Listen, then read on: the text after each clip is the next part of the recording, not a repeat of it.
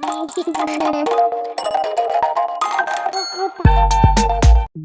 की कहानी घमंडी साधु। ये कहानी है ज्ञान की घमंड में डूबे हुए एक साधु की। बोध गया के वन में एक साधु तपस्या करता था। वो कई सालों से तपस्या कर रहा था।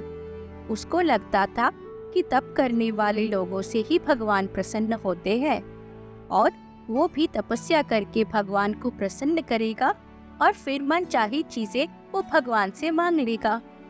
कुछ ही दिनों में गंगा स्नान का उत्सव आने वाला था। साधु के मन में भी गंगा स्नान करने की इच्छा उठी।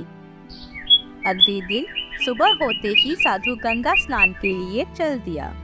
अब चलते चलते रास्ते में जब भी साधु को कोई व्यक्ति मिलता तो वो उसको धर्म का ज्ञान देता और उनको भी गंगा स्नान पर चलने की सलाह देता। दरअसल साधु को अपने ज्ञान पर बहुत घमंड था। उसको लगता था उससे ज्यादा विद्वान कोई और नहीं इस राज्य में। वो खुद को भगवान का सबसे बड़ा उपासक समझता था। वो लोगों से ऐसे बर्ताव करता जैसे अपनी तपस्या से ईश्वर को प्राप्त कर लिया है। रास्ते पर चलते चलते अचानक से साधु की चप्पल टूट गई। अब टूटी चप्पल के साथ इतना लंबा सफर करना आसान नहीं था। कुछ दूर चलने के बाद साधु को रास्ते पर बैठा हुआ एक मोची दिखाई दिया। मोची के पास पहुंचकर साधु ने चप्पल को ठीक करने के लिए मोची को दे दिया और मोची को भी अपने ज्ञान का दिखावा करने लगा। मैं बहुत दूर से पैदल चलकर आया हूँ और गंगा स्नान के लिए जा रहा हूँ। अरे तुम्हें भी जाना चाहिए गंगा स्नान के लिए, तुम्हारे सारे पाप धुल जाएंगे। आप बड़े सौभाग्यशाली हैं जो आपको गंगा मैया की पूजा करने का मौका मिला। गंगा मैया में मेरी भी बहुत आस्था है और मुझे जब भी समय मिलता है मैं उनकी उपासना कर लेता हूँ, लेकिन काम करना मेरी मजबूरी है। अगर मैं काम नहीं करूँगा तो मेरा परिवार भूख से मर जाएगा। फिर मोची ने एक सुपारी निकाली और साधु को देते हुए कहने लगा, अगर आप जा ही रहे हैं तो मेरी भी ये सुपारी लेते जाइए और गंगा मैया को अर्पित कर देना।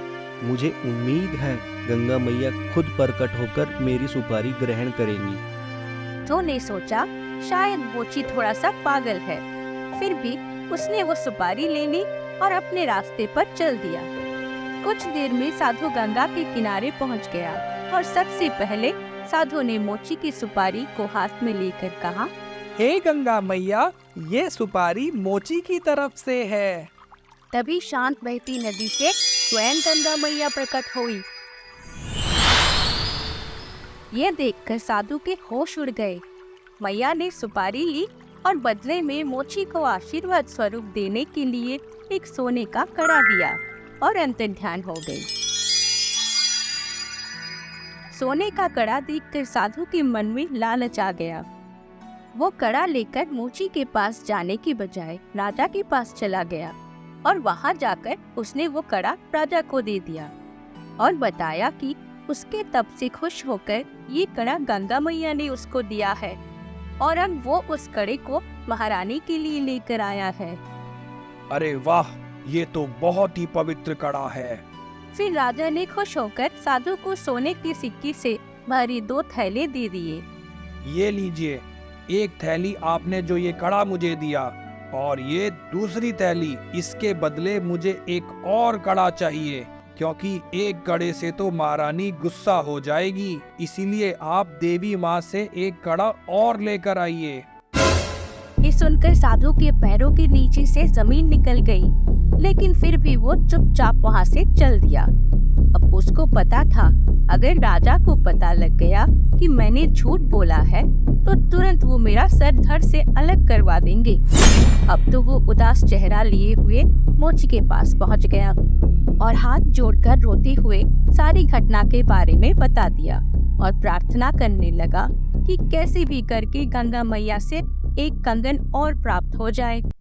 साधु की ऐसी हालत देखकर और उसकी प्राणों की रक्षा करने के लिए मोची ने तुरंत कटोरी में से अपने हाथ में पानी लिया और गंगा मैया से प्रार्थना की। तभी एक सोने का कड़ा मोची के हाथ में प्रकट हो गया।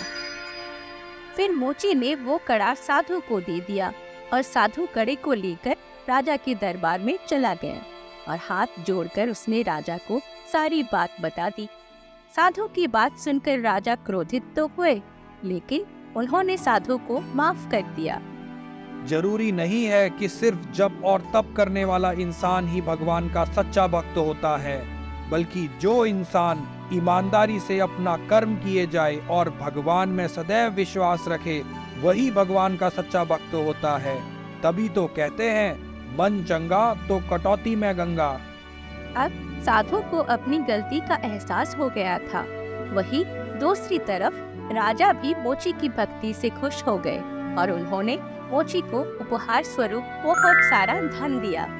उसके बाद मोची की जिंदगी भी हमेशा के लिए बदल गई।